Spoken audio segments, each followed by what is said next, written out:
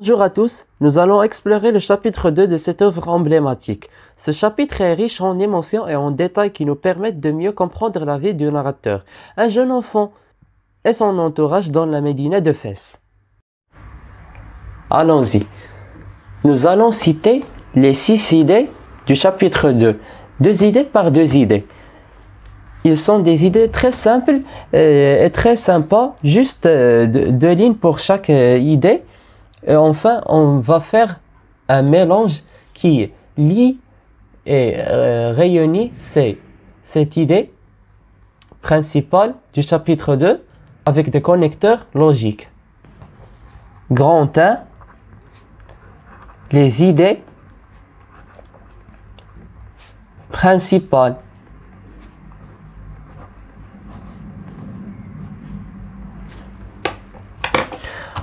On cite les 2 premières idées.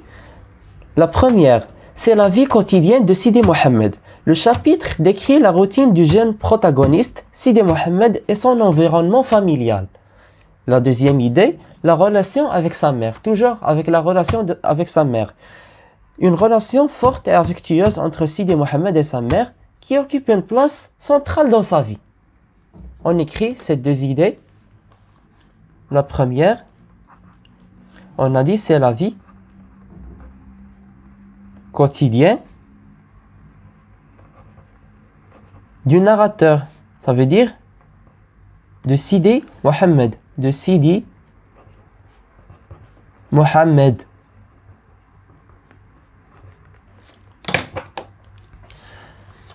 On a dit que le chapitre décrit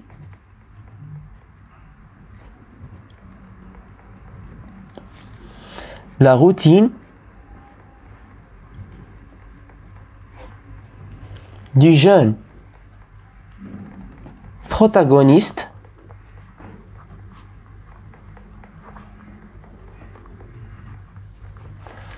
Sidi Mohammed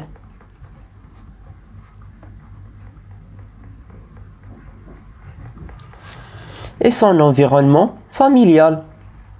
Et son environnement familial.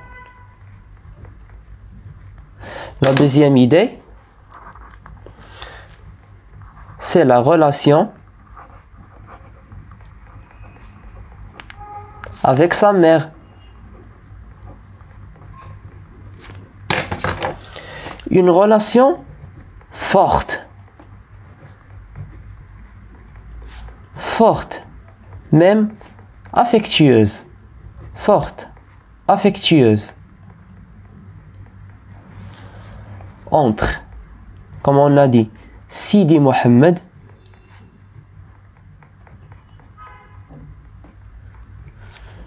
et sa mère,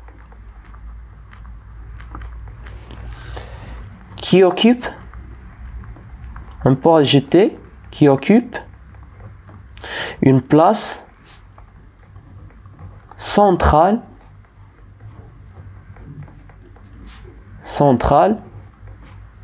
dans sa vie. On passe à la troisième idée. La troisième idée, c'est la distance avec le père. Le père est présenté comme une figure distante, peu impliquée émotionnellement dans la vie de l'enfant. La quatrième idée, c'est l'imaginaire de l'enfant.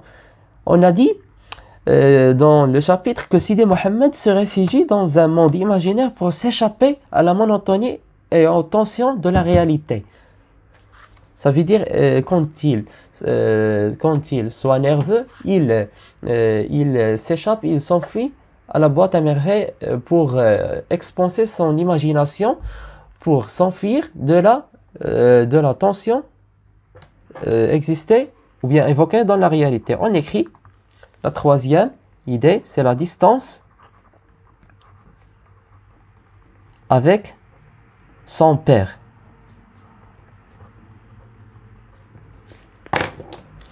Le père est présenté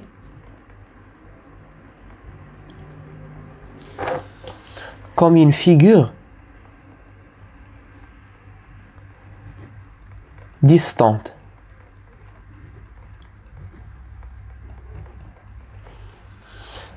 peut impliquer émotionnellement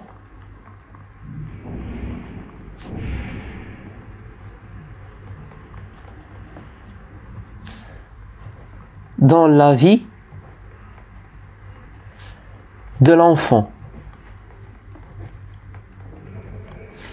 La quatrième idée, ça sera l'imaginerie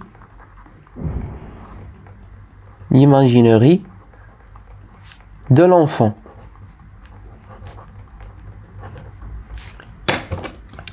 Sidi Mohammed se réfugie. Sidi Mohammed se réfugie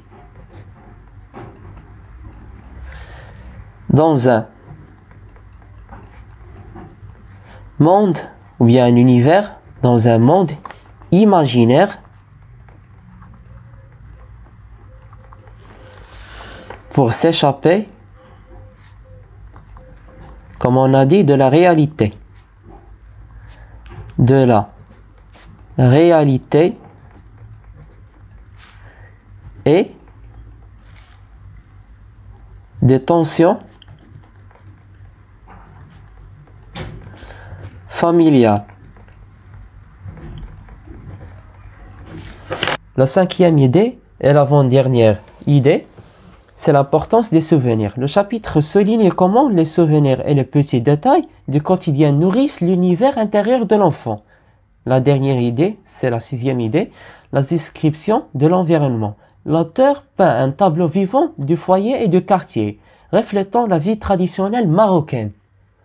On écrit la cinquième idée, c'est l'importance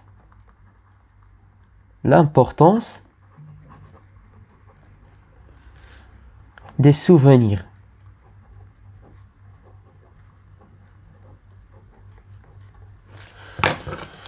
Le chapitre souligne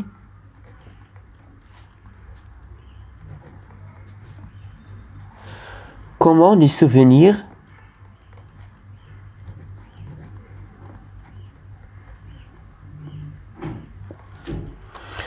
et les petits détails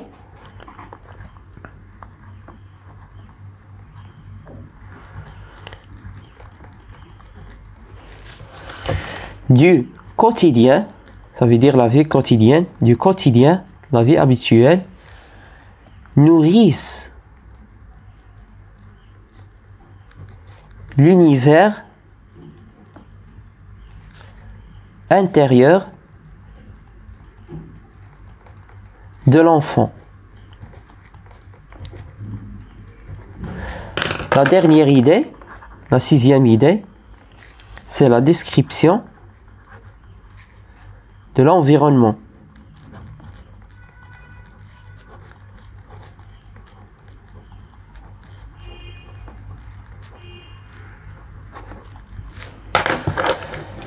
L'auteur peint un tableau vivant. Peint un tableau vivant du foyer et du quartier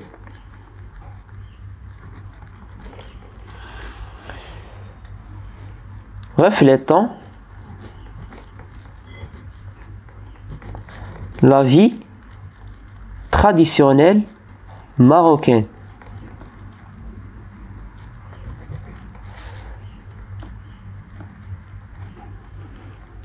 Marocaine.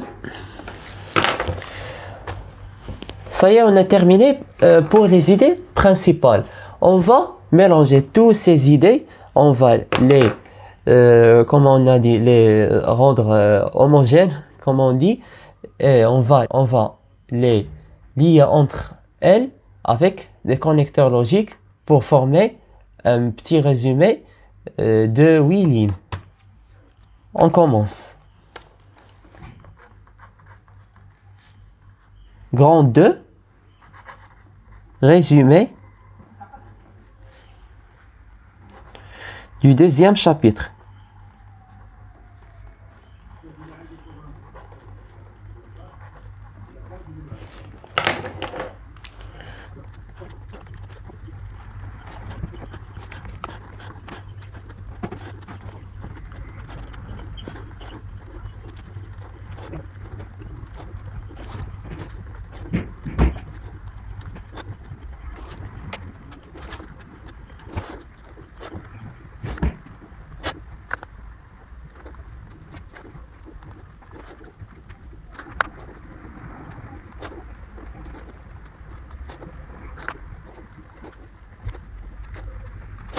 On lit dans le 10e chapitre de la boîte à merveilles. Ahmed Sefrioui explore la vie quotidienne de Sidi Mohamed, un enfant sensible et rêveur. Le chapitre met en lumière sa relation étroite avec sa mère qui est affectueuse et attentionnée, tandis que son père semble plus distant et préoccupé par ses propres affaires.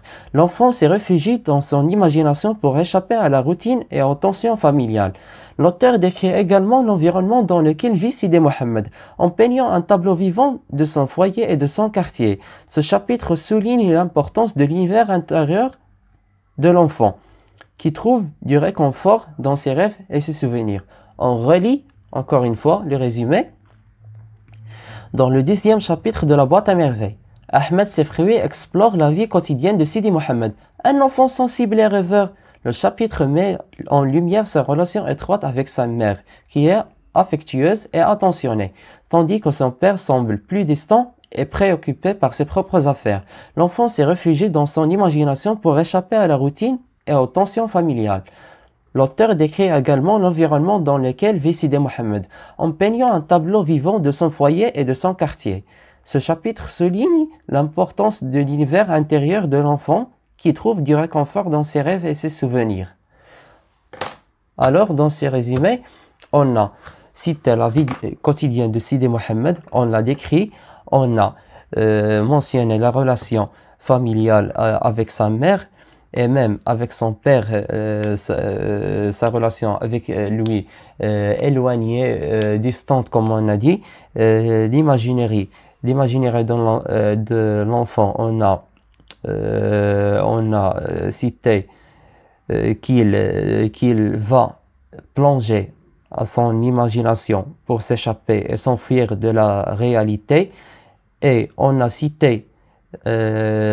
mentionné l'importance des souvenirs et des petits détails de la vie quotidienne qui jouent le rôle de la nourriture, qui nourrissent, comme on dit, l'univers intérieur de l'enfant. Et on n'a pas oublié la description de l'entourage et l'environnement du narrateur. On a peigné un tableau vivant qui reflète la vie traditionnelle marocaine. Et c'est tout ça pour cette leçon du 10e chapitre de la boîte à merveilles. Si vous voulez augmenter votre niveau français, n'hésitez pas à watcher les vidéos précédentes et suivez avec nous la série des résumés du chapitre de la boîte à merveilles et tous les romans qui vont suivre ce roman et toutes les leçons de linguistique. Ça y est, on se voit.